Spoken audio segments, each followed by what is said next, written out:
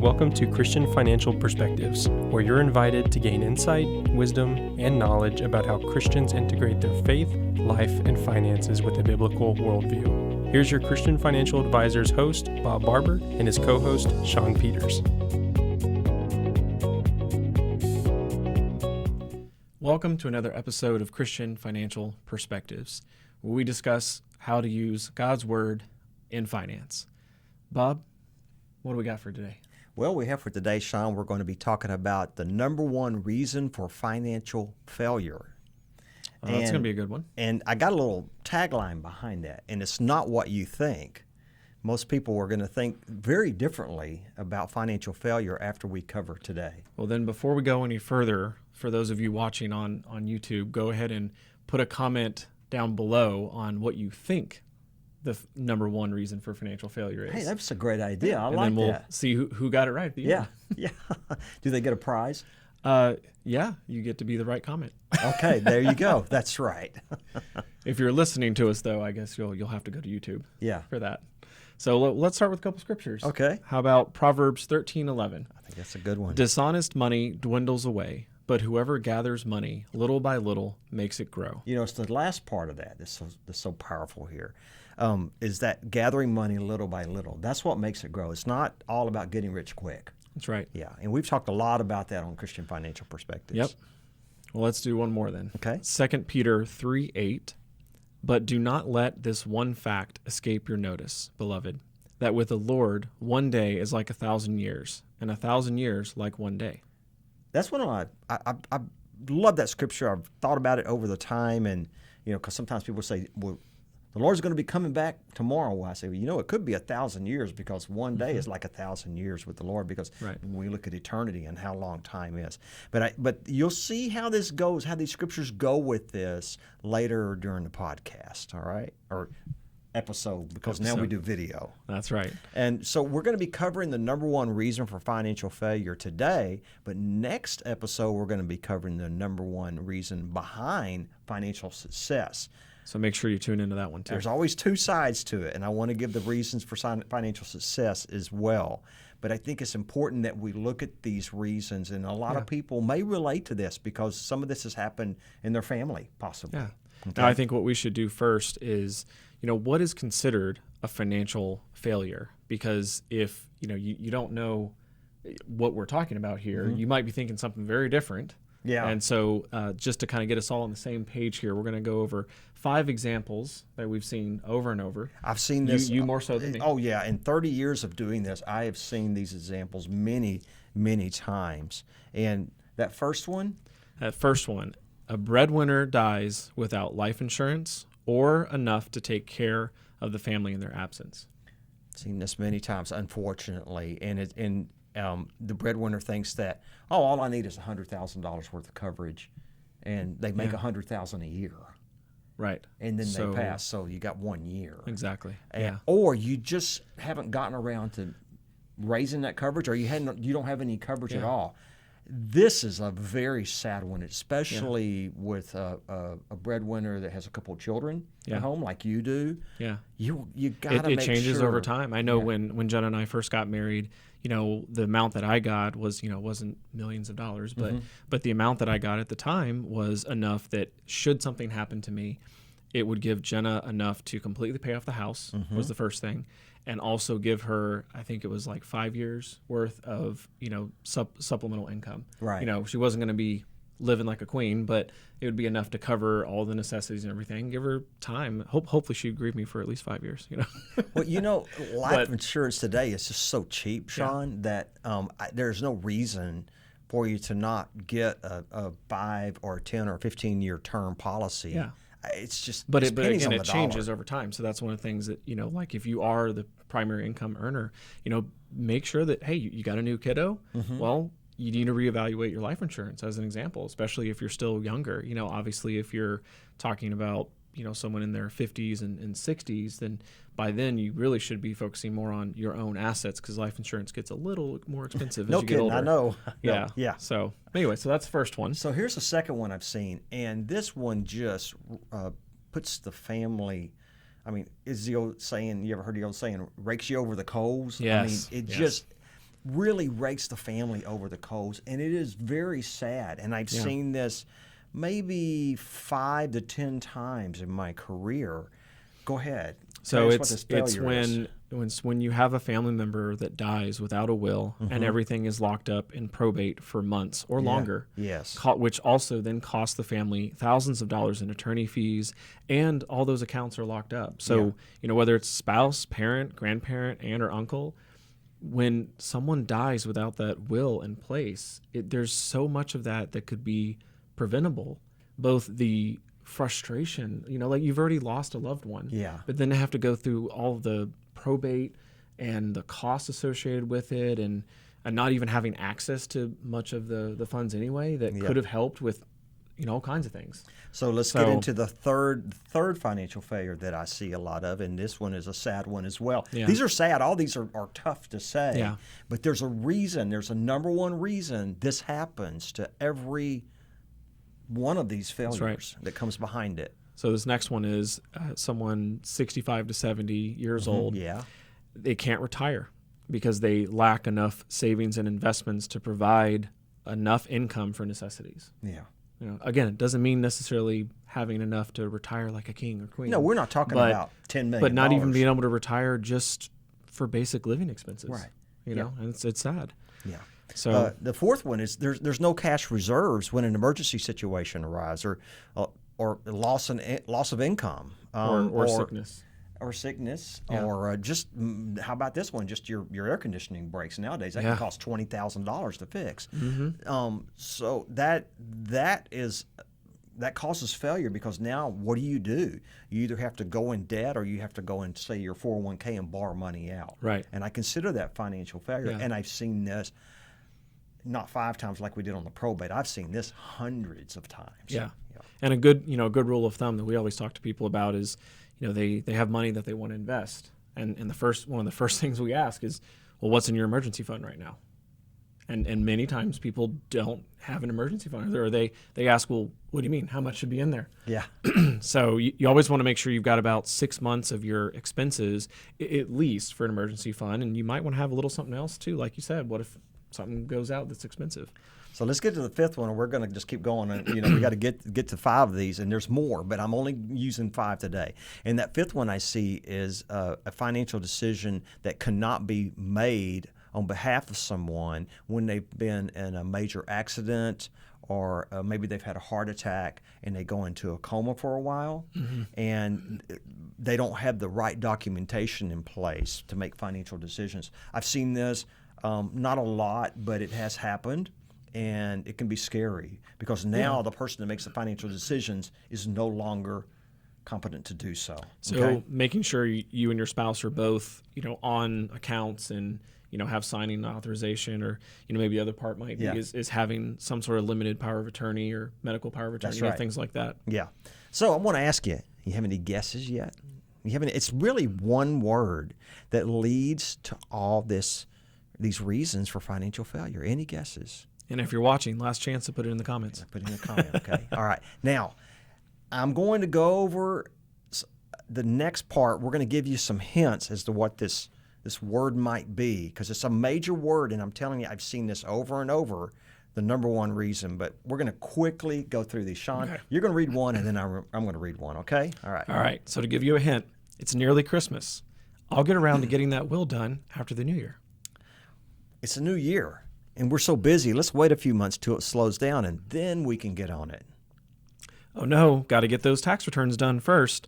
Then we can talk about getting that will done. Saving and investing, getting adequate life insurance policy. Let's just wait till after April 15th. Oh no, it's April 15th. It's after then. School is about out for the summer. We're so busy now with all the kids and activities. Let's wait until after school is out to get all this done. The kids are only young once. We really need to plan our summer vacation for the family now. And we are all just so busy with the kids out of school. So let's do all of this when we get back from summer vacation and, get the kids back in school, kind of get back on a normal schedule. Well, we got them back in school now, right? But now we're so busy with the kids and school and football and soccer and band and dance practices. Let's wait until things slow down a little, and then we'll get some of these things done, like getting that life insurance policy, okay? Or starting that savings plan. Exactly.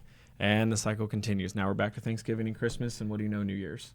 So, Shawn, there's never a convenient time. Okay, there's never a convenient time to do these things to keep you from having financial failure. All right, Shawn, you have an example. When I was talking to you about this, I think is interesting that we have a client that for 6 years has been. What is this example? So unfortunately, we have a client that for the last 6 years, going back and looking at the previous meetings that we'd had, and seeing basically what looks like the same meeting, which is, okay, here's where you're at. Here's what you might be able to retire on. Okay. Here's what's going on, and kind of here's the shortfall, and here's the solution. Okay, so maximize your IRA contributions, and a couple other little things, and so we get together the paperwork to get that move money authorization in place and get everything ready to go. And then same thing happens every year where we have a couple months where we're contacting the client and trying to get things signed and move forward, and it's one of the things that we basically just said, like, we'll do it later, we'll get this done. And now 6 years have gone by, 6 years that could have involved consistent investing and actually getting more prepared for retirement. And now if they wanted to retire in another 3 or 4 years, they're not going to be able to because of that thing we talked about before. They're not even going to be able to meet minimum necessities. So here's that thing. Are you ready? All right. It's one word. It's called procrastination. Procrastination. End of video. Just kidding. Procrastination is the number one reason for financial failure. Every one of these that we named was because of procrastination. It was procrastination to get the will done. It was a procrastination to get the life insurance policy or to get more coverage. It was procrastination to start saving. It's procrastination. So, Shawn? There's another word that could go right along with that, Bob. Okay. All of these resulted from procrastination, but they were all preventable. Every one of them. Every one of them was preventable. So, Shawn, I went and I did some research on procrastination. Like, why is this happening? I thought, well, this person just won't get around to it, or they're just lazy or whatever. I was wrong. Yeah. So there's a definition. Well, and not only that, Bob, but I thought it was really cool how God kind of orchestrated this script together, because you tell me what this is about. That is, and I go, well, that's weird, because it was like 2 days, before that maybe, that I had just had a TED Ed video that I saw pop up in my feed, and it was on procrastination and like the science and the psychology of it. And it was just kind of cool. We kind of both came to the same conclusion separately. So I found 2 different definitions of procrastination. One is, and Garrett, I want you to put this up while I'm reading this so everybody can see this. Procrastination is the habit of avoiding urgent tasks despite negative consequences. When people procrastinate, they often delay priorities and instead focus on less important, more enjoyable, simpler tasks instead. Okay, Shawn, will you read that next one and put this definition up for also? Sure. Procrastinators tend to prefer pleasure over progress. They are task adverse, putting off important tasks by doing something else that feels more productive or easier and enjoyable. They don't seek rewards that seem far into the future. So we're going to go over, there was a lot of words, some common reasons about what causes procrastination. And we're just going to list these.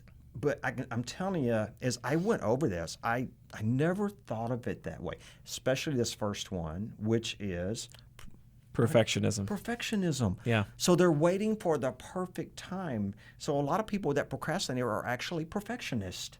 Yeah. Which they want to do it the right way, right? Yeah, it's not, and I used to think that too, that procrastination was typically more associated with people who are just lazy, or like they don't feel like doing any work. It's not the case. And yet the vast majority of it is I mean, we're going to go through them, but you got perfectionism, you have fear of failure. Yeah, I can see that. Fear of criticism. Yeah. That I've made the wrong choice, so I'm just going to procrastinate and I'm not going to move forward. And I felt that when we were going through these and making this list, like, I feel guilty of that so many times too, where I realize I've been putting this task off, not because I don't know how to do it or not because I don't realize it's important, but because to an extent, in the back of my mind, I'm thinking, well, I don't want to fail at it. Yeah.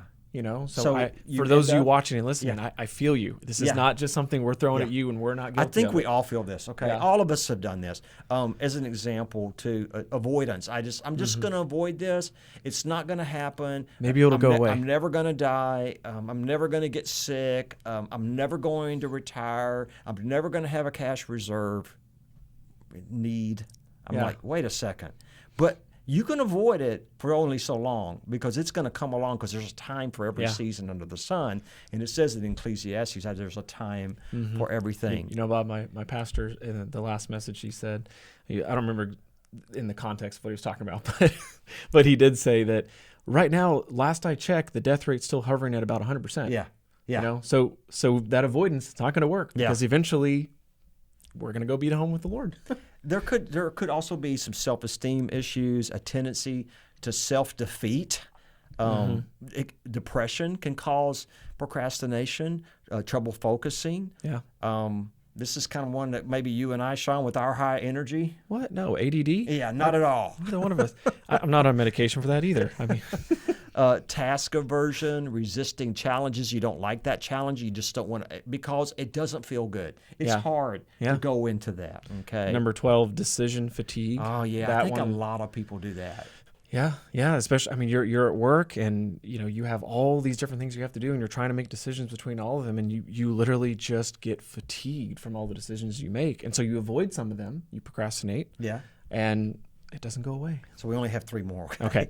Difficulty defining goals, a disconnect with the future self, and really just a lack of energy. And I got a lot of these from a website that we could put up there. I thought it was really good, what causes procrastination. Yeah. And there's also a really great TED Ed video that we can maybe throw on there as well. Yeah. If you could do that for us, Garrett, and get that in there. Okay. So one of the things I thought was, let's give some solutions. And one is, I think, start very small. Okay. Don't try to eat the whole elephant at one time. Just take small bites. And if you're a vegetarian, don't eat the entire gourd at one time. Yeah. So, when we looked at these 5 things, like if the breadwinner, if you think that you need more life insurance, go online today and just get a quote. Yeah. Or just call your life insurance agent. Maybe that's the one thing you're going to do. Not all 5 of these, but just that one that we mentioned. Or if you don't have a will, make that call to an attorney. So you don't have to do number 1 right now, but maybe you just need to do number 2 right now. Or you haven't started saving. Well, you look at that and you're going, man, I just don't have the funds. Don't go to Starbucks. Yeah. Quit buying the expensive coffees. Don't go out to eat as much. Yeah. Just start with $20 a month or $50 a month. $50 per pay period. Just do something where you get in the habit of adding something to your investments. It doesn't have to be that you're completely maxing it out, but like you said, maybe it's find for that little step, Bob, find one thing that you keep spending money on that's very discretionary, you don't really need, and cut that budget in half and invest the other half. So it's like we were going to say at the very end, I just got to say right now, it's all about baby steps. That's right. Now, you knew when I said that what I was talking about. There's a funny movie from years ago called What About Bob? And, I'm Bob, so it's called What About Naturally, Bob? You it's got Bill gravitated and it is so funny, but it talks about baby steps. And he can't get anything done because he's scared to go to the next one. And then that you got to see that movie. It is hilarious. And he starts doing baby steps. And eventually gets where he can do anything. That's right. He actually becomes a psychologist in the very end. It is a funny movie. But I'm just telling you, don't try for the all or nothing approach. That's right. Okay. Yeah, just little parts at a time. And I think we can help you get over that procrastination. And it's just like the scripture we read. It's little by little. Yeah. It's not all at once. Yeah. It's little by little. Just start knocking out those individual steps. Make it this week. I'm just going to call the attorney and make an appointment for the will. Yeah. Make it next week. I'll just one call. I'm talking 40 or 50 hours in the week. Just make, 5 minutes. 5 minutes to make the phone call to the insurance agent or go online for that quote. Your family will appreciate it. You will appreciate it. Yeah. You will be glad that you started. Go to your human resource is at your work and start that retirement plan. Say, I'm going to put $25 a week out of my paycheck, and then it's going to be $50, and then eventually you'll be surprised. I've got clients that are putting $1,000. Yeah. A month or $2,000 a month into their plans. Your goal would be to just slowly try to increase that stuff at your work for your retirement and at least get to where you're putting away the maximum your company will match. Yeah. Because otherwise you're leaving free money on the table. Well, that's going to do it for today. I tell you, if you need help, we want to help guide you to get you in the right direction for this. And you can give us a call at 830-609-6986 during business hours, or you can text that number, or you can go visit our website at christianfinancialadvisors.com. Now, I want you to join us on our next episode because we're going to be going over the number one reason behind long-term financial success. And that's going to just be 2 words, okay? This week was 1 word, procrastination. The next one will be 2 words. You can be thinking about what those words are that link up to long-term financial success. Until then, thank you for joining us, and God bless. Thank you so much for watching. If you enjoyed that video, be sure to like and comment, and subscribe to our channel so you can get future updates. You can also follow us on social media, handle shown on screen. In the meantime, check out one of these other videos.